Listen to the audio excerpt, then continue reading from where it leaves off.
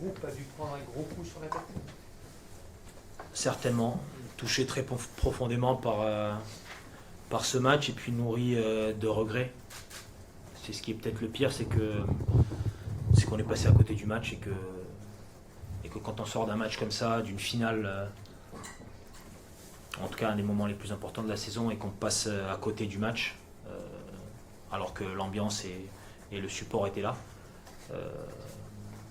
forcément que ça touche profondément.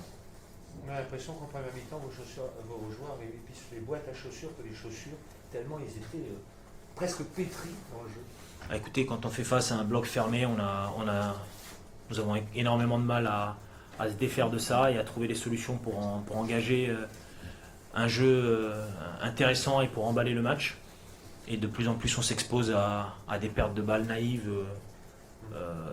qui nous plombent, qui nous mettent en difficulté. Et puis derrière, ça crée un petit peu de peur. Et puis on enchaîne sur le même schéma que l'on a déjà vécu quelques fois ici, où on n'apporte pas les bonnes solutions, à part sur les 10-15 dernières minutes où on met le tout, on y va complètement et puis on met tout ce que l'on a, même d'une manière un peu désorganisée, et puis là on arrive à se créer des situations. Et que c'est finalement quand on est déjà passé à côté qu'on a une réaction, et c'est largement insuffisant. En fin de match, le président est descendu sur la pelouse bien avant la fin du match pour regarder les 20 dernières minutes, ou plus, je ne sais pas. C'est un signe quand même vis-à-vis des joueurs que la situation est extrêmement grave, dangereuse, je ne sais pas comment vous l'appelez. Écoutez, je ne sais pas si ce geste-là a une connotation dans ce sens, mais en tout cas, celui qui ne saisit pas la gravité de la situation dans laquelle on se trouve ne fait pas le bon métier, clairement. C'est un problème de confiance, le gars, cette première mi-temps, parce que c'est plus que ça finalement. Écoutez, avant le match, on était dans une situation où ne pas perdre, jouer pour ne pas perdre ne sert absolument strictement à rien. Des matchs nuls aujourd'hui pour nous ne nous feraient pas avancer d'un iota. Et j'avais pensé que de jouer comme ça, en sachant que de toute façon il fallait gagner et qu'on était déjà derrière au score, nous permettrait de nous libérer d'un poids. Sauf que quand on ne trouve pas les solutions et qu'on s'entête à se taper sur le mur qui est installé face à nous, et de ne pas le contourner, mais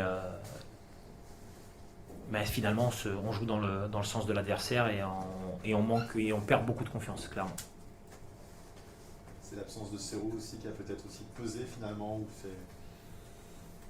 Non, forcément que ce joueur-là a été un des éléments clés de notre animation offensive jusqu'à maintenant, mais ce serait trop facile de juste poser ça comme le seul argument qui nous dit qu'on est passé à côté du match. Je pense que ce serait vraiment réducteur.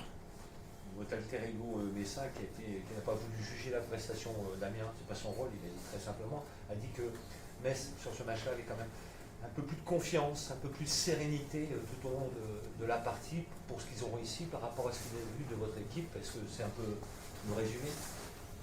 Ah non, on était dans un schéma où la confiance nous a lâchés à partir du moment où nous avons commencé à engager des ballons et essayer des choses qui étaient très complexes et qui favorisaient les contres messins. Et c'est vrai qu'on a été sur la première mi-temps beaucoup plus proche d'un 2-0 que de revenir au score. Et on a vu que dans les 15 dernières minutes, les solutions elles s'offraient à nous-mêmes, c'est-à-dire que d'allonger un petit peu, de prolonger un petit peu le jeu direct, de mettre plus de monde dans la zone du deuxième ballon, et c'est là où on a commencé à prendre un petit peu le dessus et à se créer des situations. Pas une équipe construite pour jouer et décortiquer le jeu adverse, et on tombe dans le panneau dans lequel il ne faut pas tomber. Lucas, qu'est-ce qu'il faut faire aujourd'hui?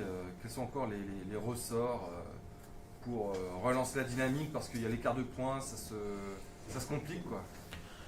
C'est comprendre de manière très profonde que nous sommes en train de jouer notre vie, et pas que la nôtre, et être suffisamment modeste et humble pour comprendre qu'il y a des choses plus importantes que nous-mêmes, que ce soit les joueurs ou nous, le staff, parce qu'on est la vitrine de quelque chose de plus important, et que nous sommes en train de jouer avec nos vies et la vie de tous les gens qui sont attachés au club et qui l'ont amené jusqu'au niveau où il est aujourd'hui.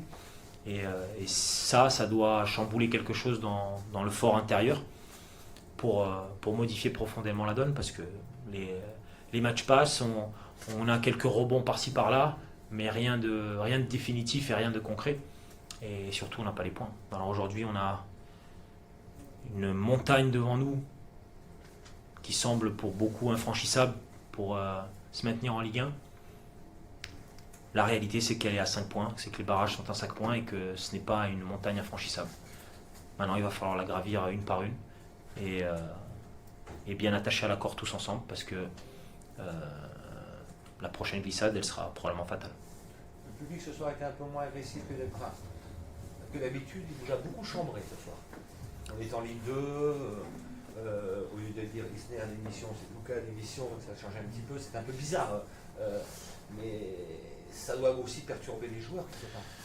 Mais écoutez, je pense que sincèrement, et je le dis avec vraiment beaucoup de sincérité, je pense qu'ils ont été présents. Ils ont été présents là où on a eu besoin d'eux. Et dans les moments de la première mi-temps, à partir de la première seconde, ils ont été présents. Donc sincèrement, par rapport à eux, il n'y a rien à redire. Et dans la situation dans laquelle on est, on peut pas s'opposer à ça ou considérer que c'était quelque chose de négatif, parce que simplement l'image sur le terrain, c'était pas celle que les supporters ont le droit d'attendre. Tu as fait rentrer Saman juste rapidement à la pause. Comment tu as jugé son entrée, avec notamment beaucoup de centres? Il a bien apporté quelque chose? Il a apporté certainement quelque chose. On a d'abord compris qu'à un moment donné, ça passerait peut-être par accentuer sur les coups de pied arrêtés, qu'on aurait plus de corners, qu'on aurait plus de situations arrêtées, que c'est quelqu'un qui était capable de renverser le jeu, qui était aussi intéressé par le but, et que Juan avait fait une première mi-temps vraiment d'un niveau assez faible, et qu'il fallait changer quelque chose, et que dans un bloc fermé, la vitesse et la profondeur n'étaient pas forcément la donnée qui allait nous changer quelque chose. Et c'est pour ça que Saman est entré en jeu. Quand on voit certains comportements, est-ce que tu peux comprendre qu'observateur, comme supporter, on a le sentiment que tout le monde n'est pas pleinement concerné et conscient de l'urgence de la situation? Je peux le comprendre, et des moments où on enchaîne des erreurs qui sont vraiment surprenantes pour une équipe qui doit être irréprochable sur ça, c'est-à-dire que pas faire d'erreurs, de faire des choses simples pour retrouver de la confiance. De toute façon, toutes les analyses et toutes les critiques ce soir sont possibles parce qu'on a proposé du néant, donc j'accepte forcément toutes les critiques. Il y a certains moments du match, on a l'impression que vous jouez pas en équipe, certains sortent au pressing, d'autres sont arrêtés, certains jouent solo dans leur coin. C'est pas possible ça dans la situation actuelle. Il y a plein de choses qui n'auraient pas dû exister ce soir, où on a commencé à essayer de trouver des solutions individuelles dans un jeu qui ne peut être que collectif, parce que c'est pas à 1 contre 11 qu'on s'en sort. Mais on a 80 minutes de jeu qui n'était pas au niveau dans plein de domaines. C'est bon. Merci. C'est bon, merci.